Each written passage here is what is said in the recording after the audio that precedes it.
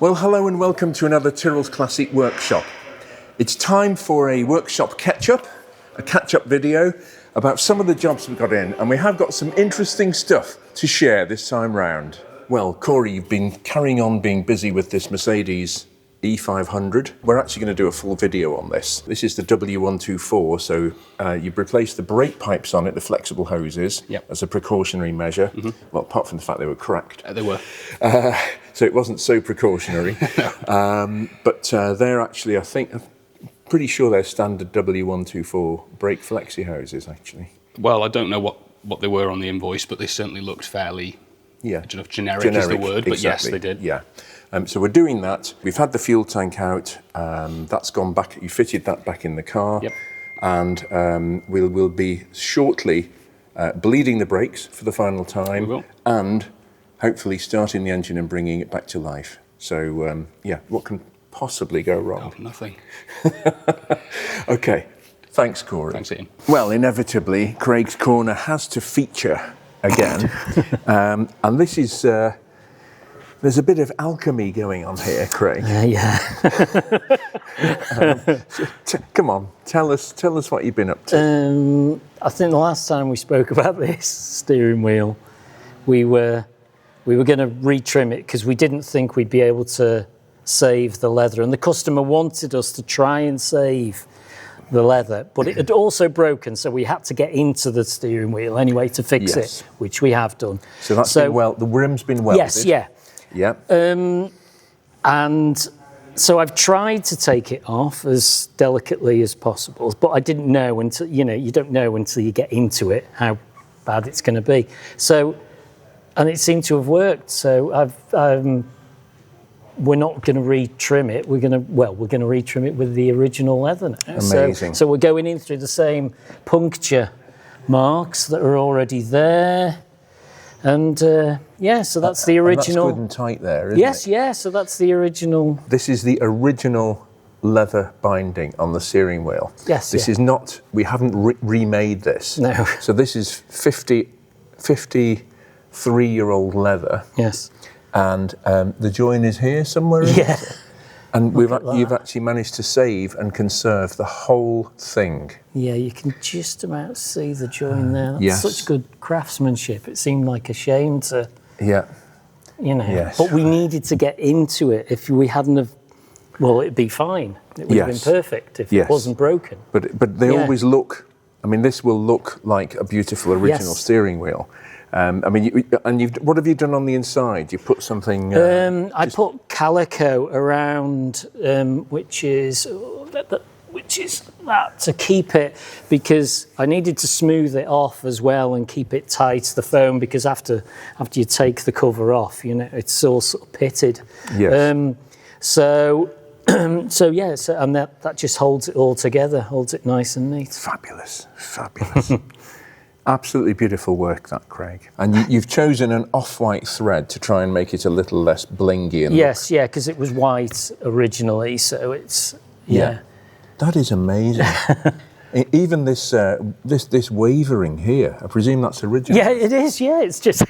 So, once again, you're replicating the original... Yes, yeah. So they're all the original puncture marks for it. Right. So if it does go a bit... Yes, that's how it is. Them's the way it was. Yes, that's fantastic. So, how about that? That's amazing. This is uncharted territory because I have never seen somebody restore a steering wheel like that. Actually, that is quite incredible. Great stuff. Brilliant. Thanks very much, Craig. Thank you. This is a Mondeo ST220 estate, which people have seen in previous videos in the background. It's in for a full restoration. It's a very interesting story. This gentleman has done very well for himself. I believe this was the first new car he ever bought. It was a real treat for him at the time. And he, many years later, after he's become very successful, good for him, he's sought out his original Mondeo estate, which was his first decent car. And this is it. And he's given us the brief to restore this car And as Henry Royce would say, the quality will remain after the price is forgotten. Now, that doesn't mean we run riot. We are very honest here. And aren't we, Alex? Yeah, I try to be. Try to be. Yeah, no. Honesty course required. Okay, so you've been. We've, as you can see, we've stripped the car down. Tom and Alex have, Tom and James and you. Yeah, Tom and James. I'm addressing all the rust issues now. That's me coming in now. Absolutely. So this is the underneath of a 2006, I think it is, Mondeo estate. Yeah. And like all 21st century cars, the area where they're most built down to a price is underneath. Yes, pretty much, yeah. So as you can see in areas where some of the rust's starting to show, but it's only surface rust, it's not like you'd see an old car being rotten. Well, is it? Because I mean, this area, this is the back here, obviously, this is underneath the tailgate, this is the spare wheel well. Which sounds remarkably solid. Probably the most solid piece of the car. Yeah. It is. But all this is the rear skirt underneath the back bumper.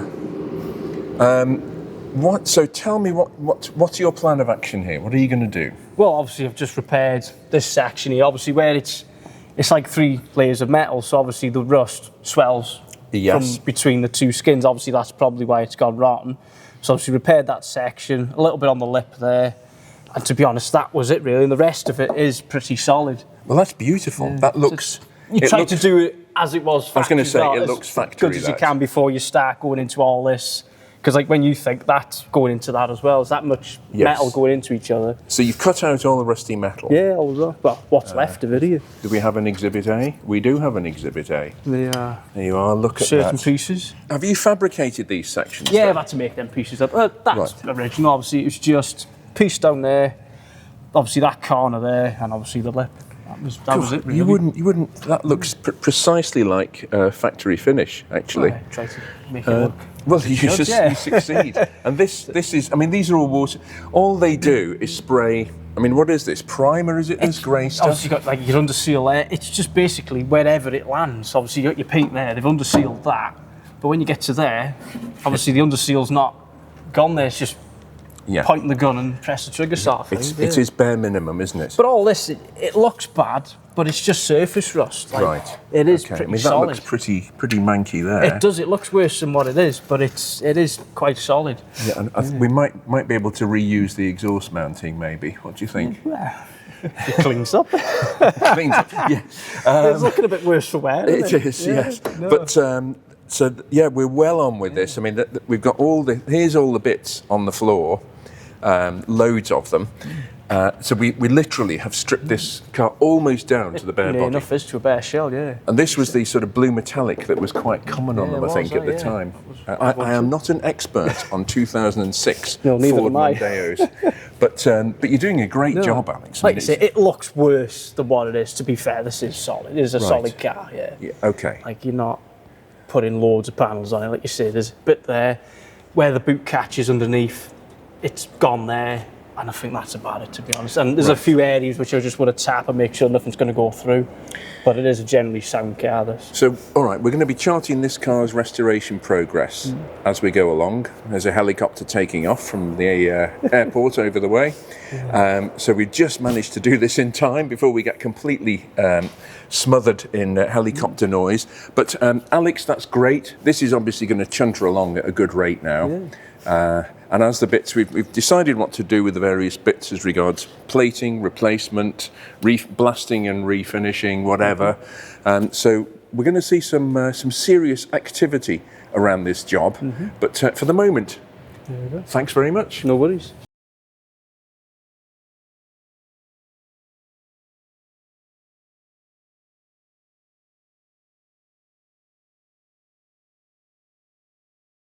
Welcome to the world of Lamborghini Murcielago or Murcielago, depending on whether you're from Italy or Spain or wherever else in the world. Rear lights. This was a bit of a mess, wasn't it, actually? Yeah, it was, yeah. And we found some for sale. We did. The first attempt, we haven't dug too deeply yet. No. For $12,000 US? Yeah, which was knocking out around £9,000. Pounds. So for a pair of rear lights. For a pair of rear lights. An absolute bargain. why not get two? Exactly. So there was a problem with this. It had split. Well, you tell us what was going on. Yeah, the light had failed in the sense that the indicator and the reverse wasn't working anymore, and the light had split apart on the seam here, where the red part of the lens meets the clear part of the lens. So I need to look into it a bit further, but my suspicion is that water ingress has been getting in, and they're all incandescent bulbs down here, so there's a good chance that they've all rotted out, or the contacts have got corrosion on them. So it's something we need to look into, but for the time being I've managed to bond these back together, if you like. Obviously this is a much more cost-effective solution than just going out and buying a pair of rear lights, so I would hope so anyway. Yes, I don't think the balance is going to be too close. No, I wouldn't have thought so. But great. So you managed to stick these, because these had actually sprung apart. Completely sprung apart. Yeah. So I've let it set with like an Araldite clear glue for 24 hours, and then I've cleaned up any sort of remaining glue as best I can to try and make it as invisible to the eye as possible. You do mean a composite mixed adhesive, don't you? Yes, exactly. Yeah. Okay, brilliant. Well, more of this in the future, but the Murcielago, we're also investigating the flippy floppy rear vents. The back wings, which when it's cold they're down and closed. When it gets warm, they rise majestically and open up to let more air through. Yes. Yeah. And they were, when the car arrived, they were stuck in the up position. Yes.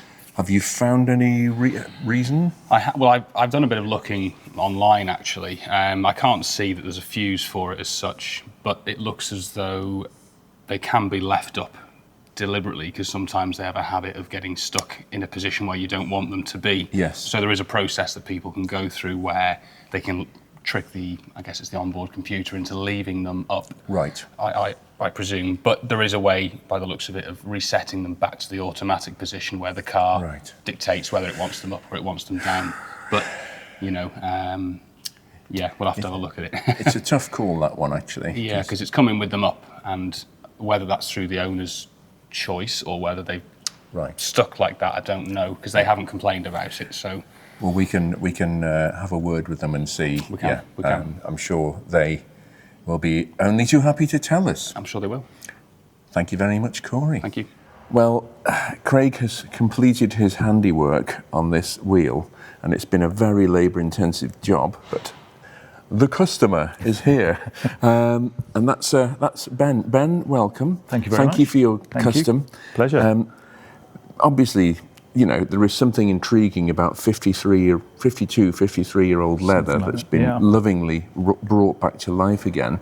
Can you just tell the story very briefly? Yes. Well, this is from a Ferrari 246 Dino that my father bought in 1975. Which has been passed on to me and my siblings. And the steering wheel had a break in it that my grandfather was responsible for, pulling himself out of the car. But the rest of the leather was all in one piece. And in driving the car, you're always conscious that it's wobbling slightly and you're just not sure where to hold on to it. So I decided finally I'm going to get it fixed. And came to Iain and spoke to Craig about it. And I said that I was quite particular about trying to save the leather, and I was told that it's very unlikely that they'd be able to save the leather, but they've managed to do so, and they've done an absolutely fantastic job, and I couldn't be happier. Oh, well, that's lovely to hear. Thank you very much. Yes. Have we made out the invoice already or not? Yes, and I've paid it. Yes. Smashing that. No, that's. I mean, Craig's done a wonderful job on that. He has. It's really to reuse the original holes. As I say, it's very much appreciated, and it's very important, because this is a steering wheel that I've looked at since I was since I was able to see. So it's been in the family for longer than me. So it's important that it looks right and feels right. Yeah. Being the main interface with the car. So yes, exactly. It makes a big difference, actually, a steering wheel. It does, and that's why I was so keen, and Craig's done a fantastic job in achieving the impossible task that we set for him. Yeah. So great. Yeah. Thank you very much. A pleasure. Thank you for your custom. Thank you. All right. We'll be okay. back. Okay. Well, that concludes another Tyrrell's Classic Workshop video. Please remember to subscribe, and we'll be back with something else very soon.